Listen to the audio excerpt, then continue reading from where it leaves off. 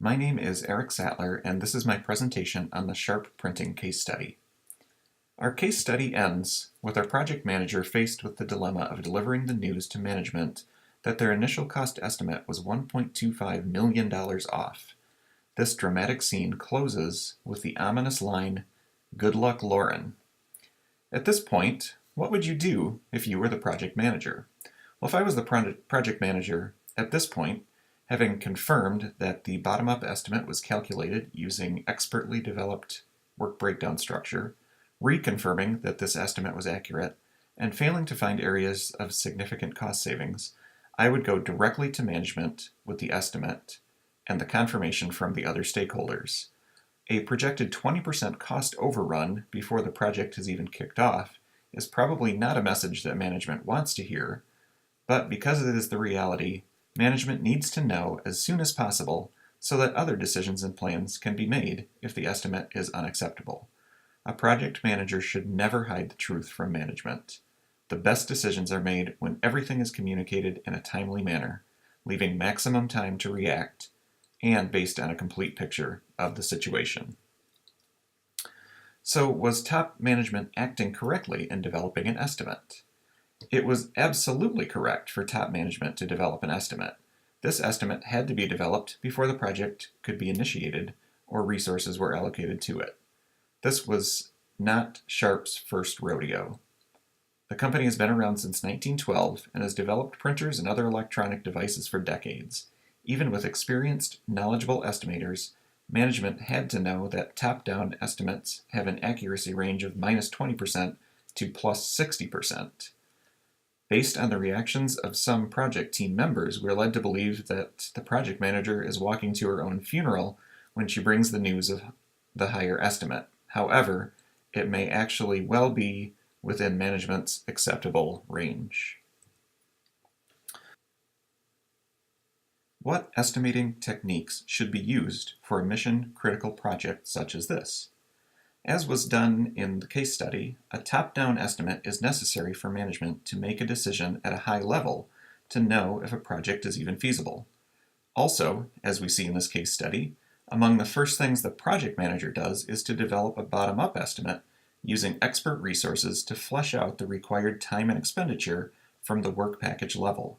This significantly more detailed estimate supplants the initial top-down estimate and gives management the opportunity to reassess the worthiness of the project or to realign expectations and objectives if necessary. In both cases, it is clear that accuracy is important. More accurate estimates, both from a top-down and bottom-up perspective, yield superior decisions. Detail options for possible actions with potential pros and cons of each choice. There are numerous possible actions following Lauren's long walk down the hall. One possibility is that, as conjectured earlier, management was expecting a bottom-up estimate that was up to 60% higher than their original cost estimate.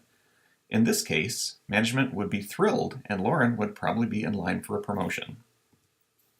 Another possibility is that the project budget announced by management was the upper limit, and Lauren's news was indeed bad news. We know from the case study that the project team had already brainstormed options for cost savings, but their efforts did not identify any significant savings.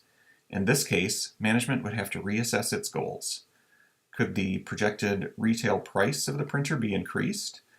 Were sales forecasts too conservative? And could greater sales volume be realistically expected? Could the expected life cycle be extended by another year or two before the next model would be released, thereby increasing sales of this unit and increasing the return on investment? Any of those changes would allow for the necessary additional expenditure on the project. Other actions would include reducing functionality of the printer or using cheaper materials or components. But these options would jeopardize the reputation of the brand, which is probably not an option for a company like Sharp.